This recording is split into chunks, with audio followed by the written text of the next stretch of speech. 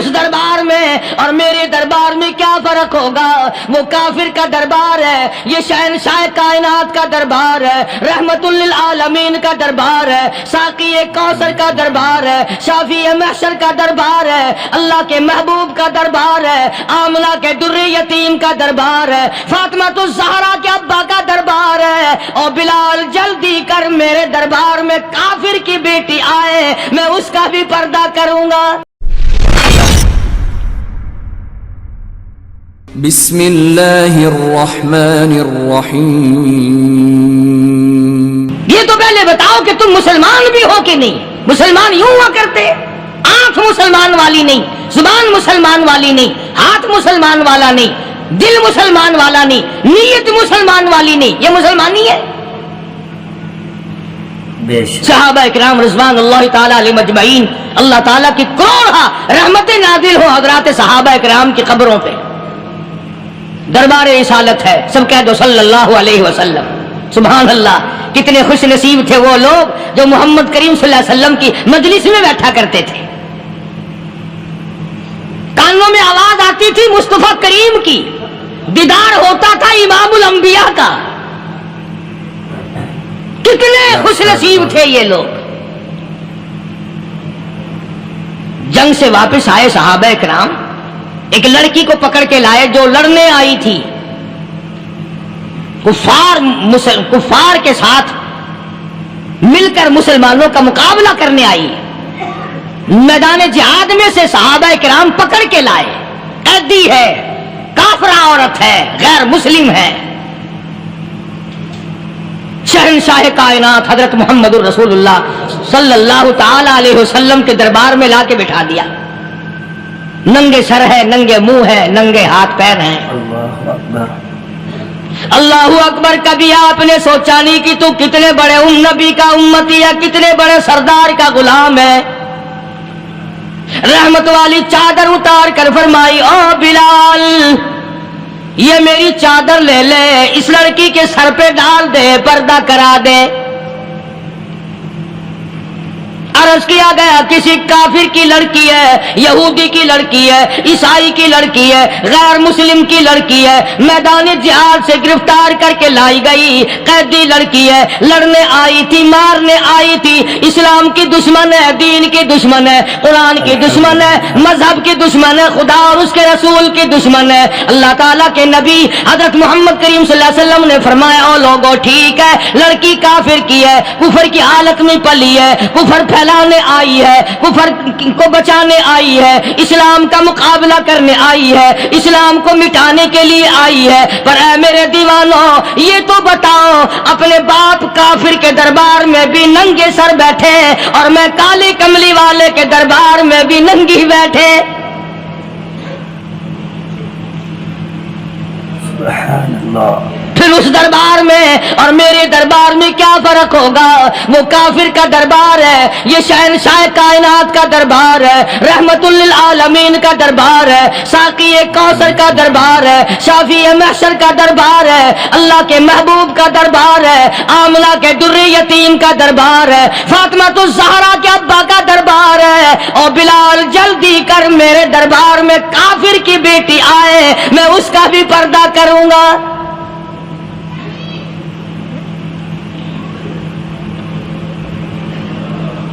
حضرت بلال رضی اللہ تعالی عنہ نے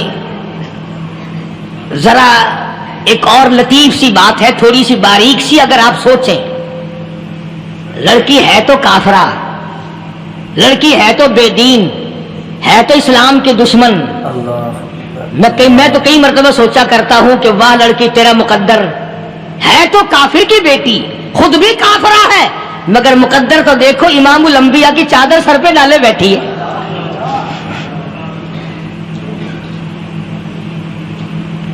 سوچیں یہ چیزیں، ہمارے دماغ یہاں تک کہاں رسائی کرے؟ میرا تو دل چاہتا اگر میں ہوتا اس کافر بیٹی کے ہی پاؤں دھو کر پی لیتا۔ تو ایڈی مقدروں والی، تو اینی خوش نصیب، ابھی ابھی قیدی بن کر آئی، ابھی ابھی ہاتھوں میں ہتکڑی تھی اور ابھی ابھی سر پہ رحمت دو عالم کی رحمت والی چادر ہے۔ اور پھر آپ نے پوچھا اب تو کیا چاہتی ہے، کیا چاہتی ہے؟ اللہ اکبر، کہنے لگی میرے گھر پہنچا دو، لا الہ الا میں اپنے گھر جانا چاہتی ہوں۔ دو نوجوان صحابہ کو بلایا، فرمایا کہ انسانی رشتے کا تقاضا ہے، لڑکی نے ہم سے پناہ مانگی اور اپنے گھر جانا چاہتی ہے، ہم نے اس کو معاف کر دیا، جاؤ گھر چھوڑاؤ۔ اب گھر پہنچانے کا مطلب یہ تو تھا نہیں کہ حسین گنج پہنچا دو، دولت گیٹ پہنچا دو، خدا جانے کتنی دور گھر ہوگا، لڑنے جو آئی تھی۔ یوں لکھا ہے علماء اکرام نے، ذرا توجہ کریں، اور سچی بات تو یہ ہے اپنے دامن میں بھی ہاتھ مار کے دیکھو کہ ہم کیسے ہیں۔ محمد الرسول اللہ صلی اللہ علیہ وسلم کے دو جوان دیوانے ساتھ ساتھ اس کے چلتے ہیں، ایک ادھر چل رہا ہے ایک ادھر چل رہا ہے، جنگل کا راستہ ہے، رات بھی راستے میں آئی ہے۔ نوجوان لڑکی کا بیان ہے، اپنے بھائی کو جا کے کہتی ہے یہ دونوں جوان میری ساتھ راستہ چلتے آئے، میری ساتھ سفر طے کرتے آئے، پر اے میرے بھائی جان، رب کائنات کی قسم مجھے تو یوں معلوم ہوتا تھا دونوں اندھے چل رہے، مجال ہے میری طرف نظر اٹھائی ہو، یہاں تو رکشے والے کا داؤ لگ جائے وہ بعد نہیں آتا، ٹانگے والے کا داؤ لگ جائے وہ بعد نہیں آتا، اور پیر صاحب تو اپنے یہاں سے خشک جانے کیسے دیں گے؟ کیوں جانے دیں؟ کیا مطلب؟ یہ شرافت ہے، یہ دین ہے، یہ اسلام ہے۔ مسلمان کی بیٹی کی عزت پہ ڈاکے ڈالنا، خدا کی قسم اگر اسلام کی حکومت ہو اور جس نبی کا تو نام لے کر جنت میں جانا چاہتا ہے، اگر نبی کا قانون زندہ ہو، قرآن کا قانون عدالت میں ہو، آنکھیں نکال دی جائیں۔ بے غیرت قوم، بے حیا اور بے شرم قوم،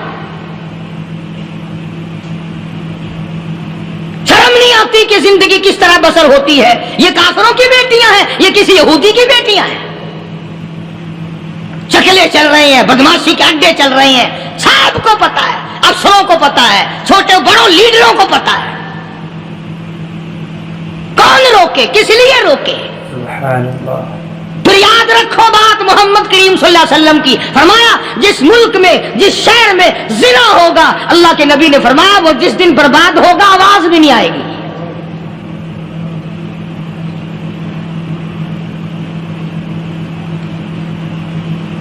مسلمانوں کے یہاں سے ہو کر دربار نبوت سے چل کر رحمت دو عالم صلی اللہ تعالی علیہ وسلم کی چادر اوڑھ کر لڑکی اپنے گھر پہنچی۔ بھائی نے پوچھا بتا مسلمانوں نے تیرے ساتھ کیا برتاؤ کیا؟ مسلمان تجھے پکڑ کے لے گئے تھے، اتنی خوبصورت ہے تو، ایسی حسینہ ہے، شباب تیرا، حسن تیرا، جمال تیرا، شکل و صورت نرالی، نقش نرالے، آنکھیں تیری نرالی، چہرہ تیرا نرالا، لب تیرے نرالے، قد و قامت تیری نرالی، حسن تیرا شان والا، جوانی شباب ہے، بتا مسلمانوں نے تیری ساتھ کیا گزری؟ رونے لگی اور کہنے لگی تو میرا ماں جایا بھائی ہے، پر میں کیا بتاؤں، زمین و آسمان کے مالک کی قسم، سمندروں کے پیدا کرنے والے کی قسم، درختوں کی پتی پیدا کرنے والے کی قسم، ان پہاڑوں اور زمین کے ذرات کو پیدا کرنے والے کی قسم، جو میری عزت کی حفاظت محمد کے غلاموں نے کی ہے، وہ تو ماں جایا بھائی بھی نہیں کر سکتا۔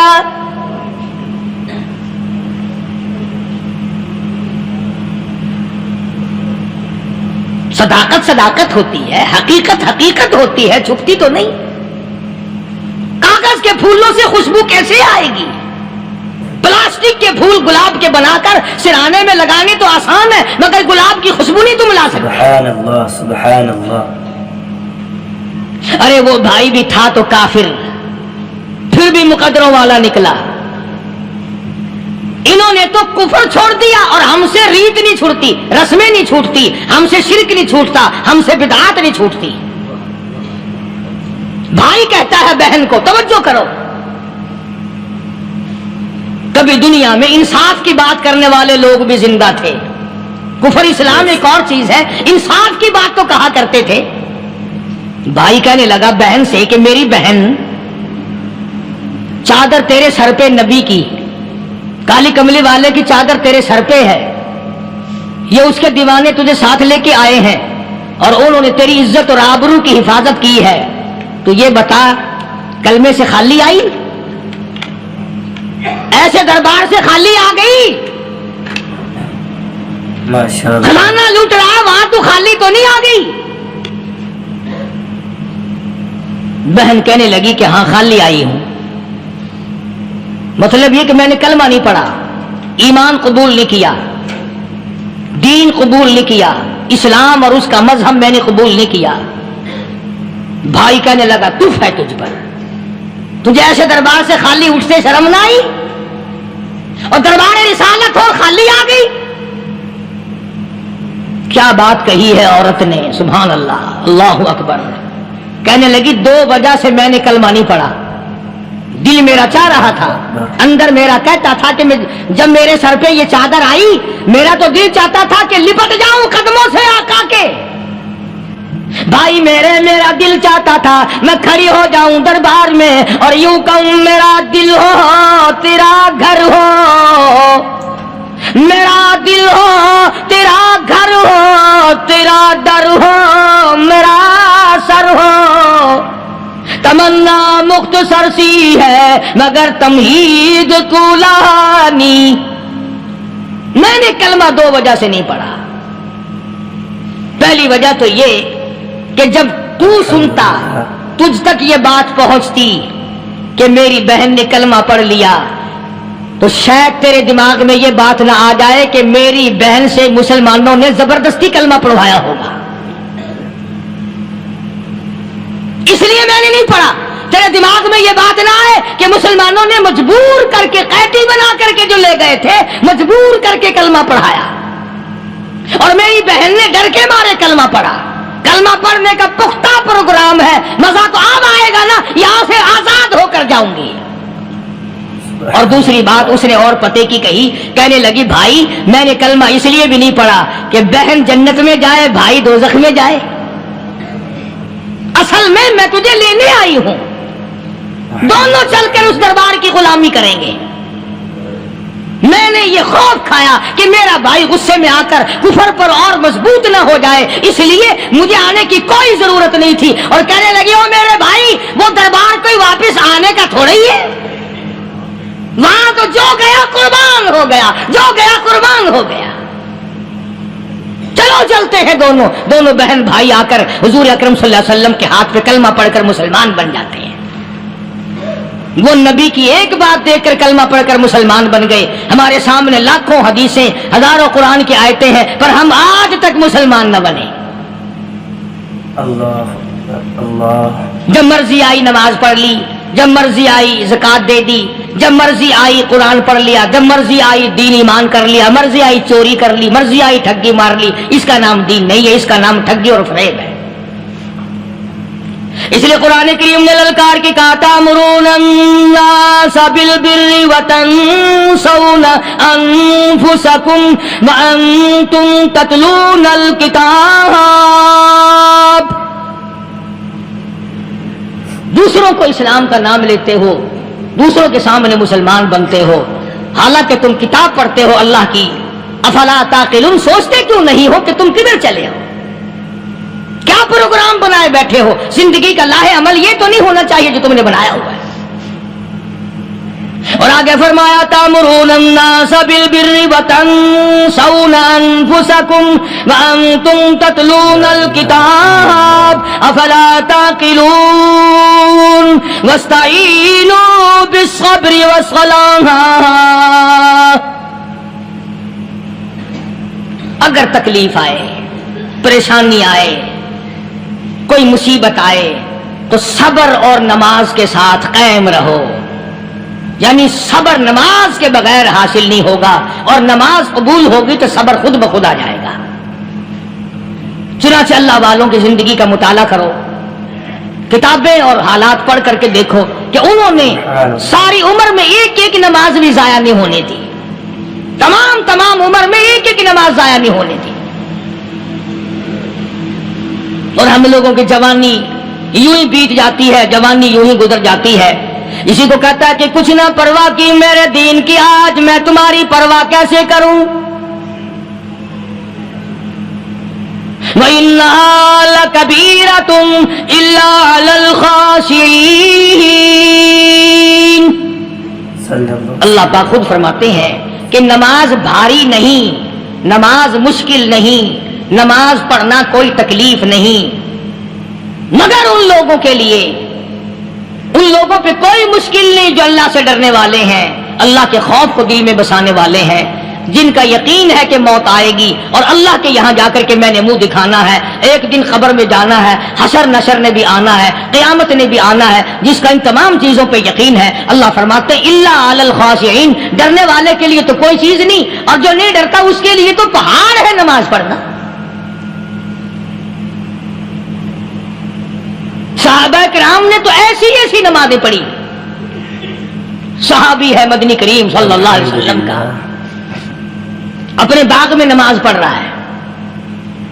گنجان باغ ہے کھجوروں کا، کھجوروں کا باغ پکا کھڑا ہے، صحابی نماز پڑھ رہا ہے. ایک پرندہ کبھی ادھر سے آتا ہے کبھی ادھر جاتا ہے، گنجان باغ ہے، وہ نکلنا چاہتا ہے، پرندے کو راستہ نہیں ملتا. تو دوران نماز صحابی کی نظر پرندے پہ لگ گئی. دوران نماز صحابی کی نظر، وہ پھڑک پھڑک جو کرتا تھا نا کبھی ادھر کبھی ادھر، صحابی کی نظر پرندے پہ لگ گئی، نماز میں بھول گیا. بس اتنی سی بات ہوئی، آیا دربار رسالت میں اور کہنے لگا یا رسول اللہ وہ سارا باغ لے کر اسلام میں وقف کر لو، جس باغ کی وجہ سے میری نماز خراب ہو جائے میں وہ باغ ہی نہیں رکھتا.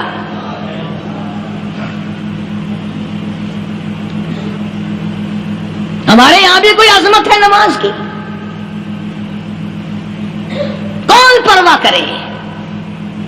ان لوگوں کے یہاں تمام کا تمام نظام دین کا اپنا بنایا ہوا نہیں، جو دربار رسالت صلی اللہ علیہ وسلم سے نظام ملا نماز کا، انہوں نے صحیح معنوں میں وہ قائم کیا.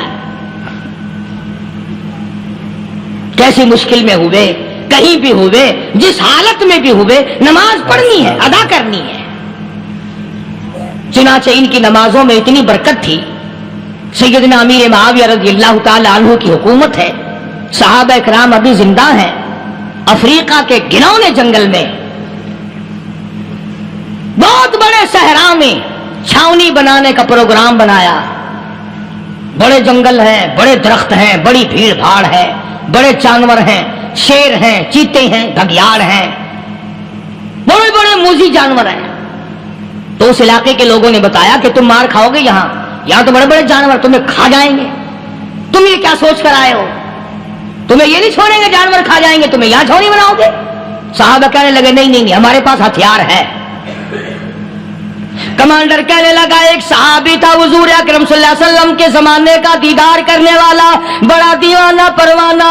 کمانڈر نے اسے حکم دیا تو 2 وضو کر، 2 رکعت نماز ادا کر، اور 2 رکعت نماز ادا کرنے کے بعد درخت پہ چڑھ جا، اور درخت پہ چڑھ کر یہ آواز لگا، او جنگل کے ہاتھیوں، او جنگل کے بھگیاڑوں، او جنگل کے شیروں، او جنگل کے موذی جانوروں، او ناگ وٹھوؤں، او سانپ بیچھوں، او فلاں جانوروں، او فلاں جانوروں، ہم غلام ہیں محمد عربی صلی اللہ تعالی علیہ وسلم کے، اور میں تمہیں حکم دیتا ہوں 24 گھنٹے کی اجازت ہے، 24 گھنٹے کے اندر اندر تمام جنگل خالی مانگتا ہوں.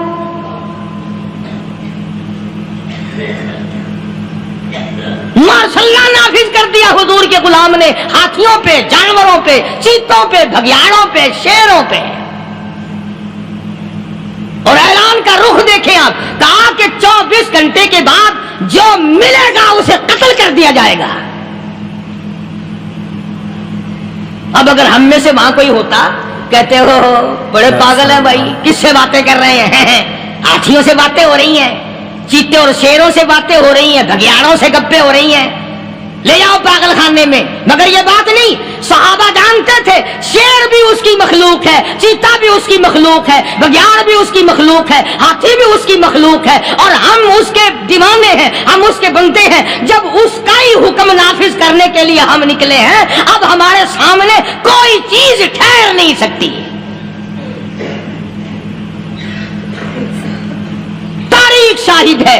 गैबन मौर्रिख अंग्रेज लिखता है, अमेरिका का बहुत बड़ा प्रोफेसर तौर आंद्रे अंग्रेज मौर्रिख लिखता है कि सहाबी की ये बात सुनकर जंगल में खलबली मच गई, जानवरों में शोर मच गया, चीते घगियार और तूफान मच गया। शोर मचाते हुए तमाम के तमाम ने जंगल खाली कर दिया।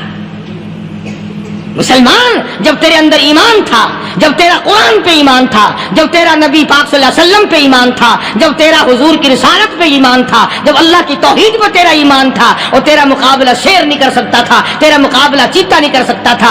आज ईमान पल्ले है नहीं, आज तू डर के मारे मर रहा है, मर रहा है, मर रहा और मरेगा। अल्हम्दुलिल्लाह। एक सहाबी जंगल में रास्ता भूल गया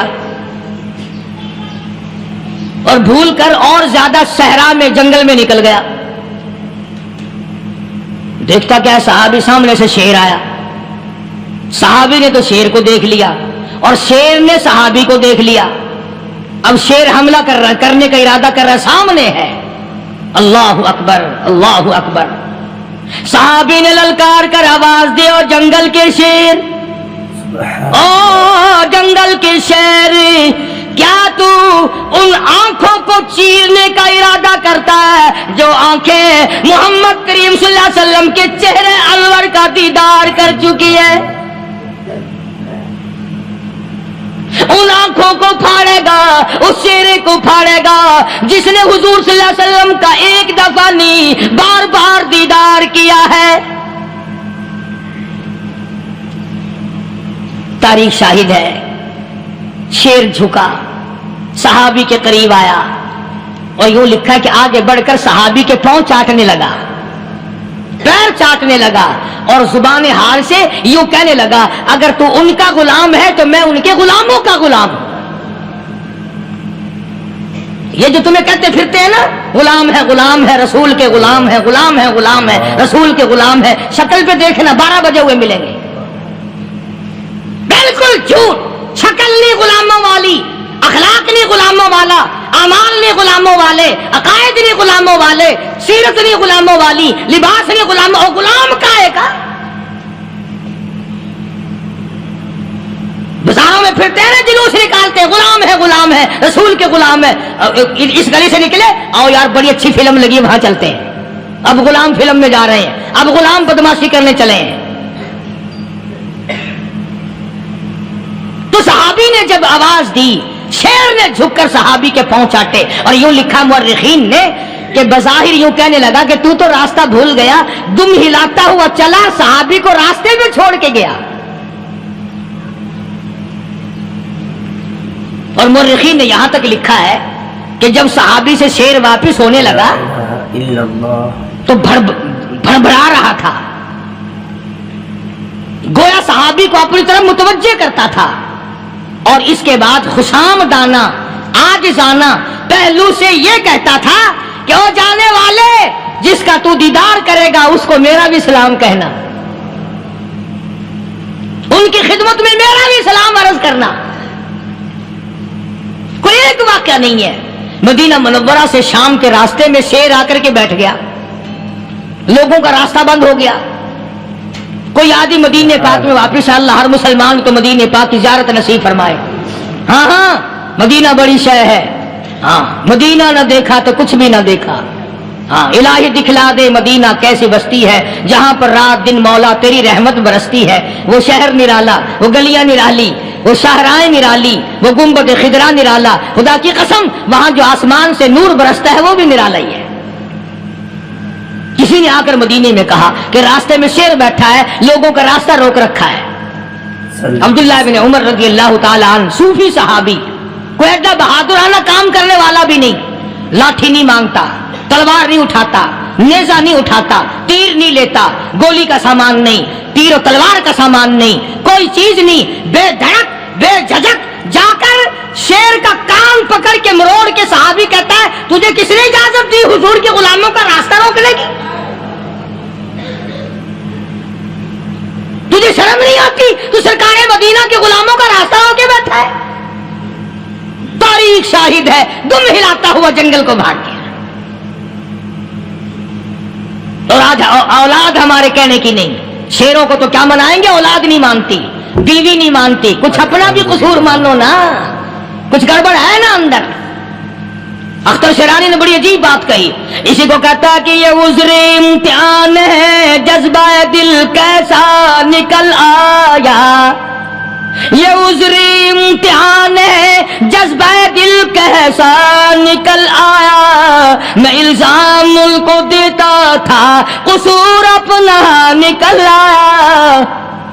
گریبان میں جا کر دیکھو, ٹٹول کر کے دیکھو, اپنی نیتوں کو ہاتھ مار کے دیکھو, اپنے عقیدے کو ٹٹول کے دیکھو, اپنے ایمان کو تلاش کر کے دیکھو, اپنی نظروں سے پوچھو, اپنی زبان سے پوچھو, اپنے پیٹ سے پوچھو, تیرے اندر کیسی روزی جا رہی ہے. کیوں کر ہم کامیابی سے ہمکنار ہوں؟ یہ خلقت پھر ہمارے لیے غیر کیوں نہ بنے, یہ سارا جہان ہمارا دشمن کیوں نہ بنے. صحابہ تو ایسے بے دھڑک تھے, کسی شہنشاہ کی پرواہ نہیں کیا کرتے تھے, کسی شہنشاہ کی اللہ والے نہیں کرتے تھے. تم تو بڑے پیروں کو ماننے والوں, پر جو میں بات بتاؤں گا پیر کی وہ نہیں مانو گے. مجدد الفسانی سرہندی سب کہہ دو رحمت اللہ علیہ, نقشبندی خاندان کے سربراہ ہیں, بہت بڑے بزرگ ہیں. پکڑ کر کے لے گئے حکومت والے,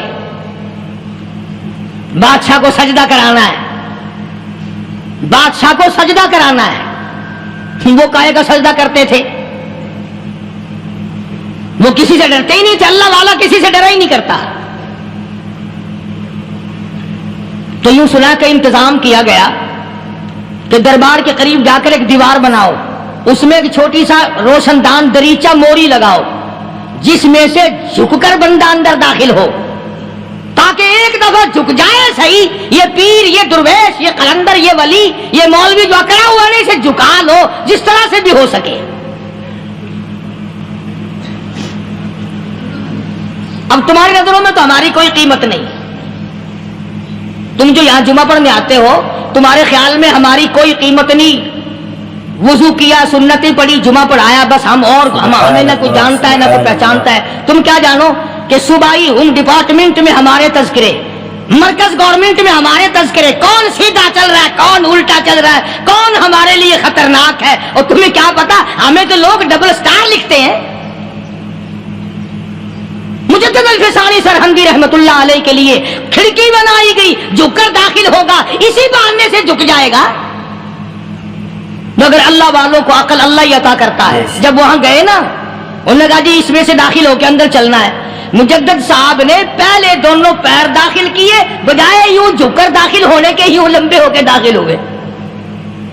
پیر اندر پہلے داخل کر لیے, یعنی اور بے ادبی کی کہ پیر پہلے لیتے ہوئے, میرے پاؤں ہے تیرا سر ہے, لاؤ ملاقات کر. اللہ والا جھکا ہی نہیں.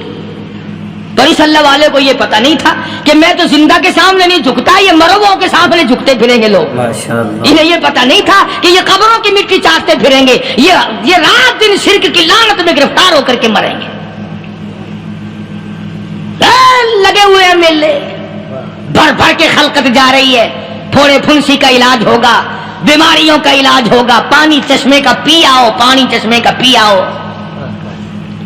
مخدوم رشید کے علاقے کے سارے سال اس کھڈے میں لوگ ہگتے ہیں, اور انشاءاللہ یہ اس مہینے میں جا کر وہ گو کا ملا ہوا تبرک پی کے آتے ہیں. بڑا بہترین تبرک ہے وہ. نوح علیہ السلام کی قوم نے کشتی پخانہ کر کر کے بھر دی تھی نا. حضرت نوح علیہ السلام اللہ کے حضور میں رو پڑے, فرمایا دیکھ میرے رب, تو نے حکم دیا, کہاں سے لکڑیاں لایا, چختے چیرے, تختوں کو جوڑا, اتنی محنت کی, میں نے کشتی بنائی, اور ان ظالموں نے ہگ ہگ کے بھر دی. فرمایا میرے نو گھبرانا, اگر انہی سے نہ چٹوا دوں تو میری خدائی کیا ہوئی. گھبرانا, 950 سال مار کھانے والے پیغمبر, میں تیرا ساتھی ہوں, تو کیوں گھبرایا. تو کانوں تک لبا لب پخانا کر کر کر کے بھر دی. قوم میں بیماری پھیل گئی. جو عورت چلے کہاں چلی, کہ نوح علیہ السلام نے کشتی میں پخانا کرنے چلی ہوں. جو بڈھا پرانا پیپا جائے, بڑے میاں کہاں جا رہے ہو, کشتی میں پخانا کرنے چلا ہوں. اللہ میاں نے خارش کی بیماری بھیج دی. ہو چھوٹے بڑے امیر غریب جوان بوڑھے مرد اور پھرے آگا پیچھا کھجاتے ہوئے کسر کسر کسر کسر تنگ ہو گئے سارے. وہ ایک بڈھا بڑا خارش کا مارا ہوا تنگ بیمار بھی بعد نہ آیا. وہ کشتی کے کنارے پہ بیٹھ کے پخانہ کرنے لگا نا, پیر پھسل گیا دھڑم اندر تبرک کے, اب وہ ساری جان لتھڑ گئی, سارا سن گیا. باہر آ کے پانی پونی سے صاف کیا, وہ جہاں جہاں گندگی لگی تھی نا وہ خارش ہی ختم ہو گئی. چڑھ گیا درخت پہ, کہنے لگا آؤ خارش کی دوا مل گئی, بیماری کا علاج مل گیا, آؤ مفت. آ گئی دنیا بیماری میں, اور کیا چاہیے. بھاگی بھاگی خلق. انہوں نے کہا ہے, انہوں نے کہا بظاہر دیکھنے میں یہ گند ہے, یہ کھاج کی دوا ہے, من لو اٹھا کے.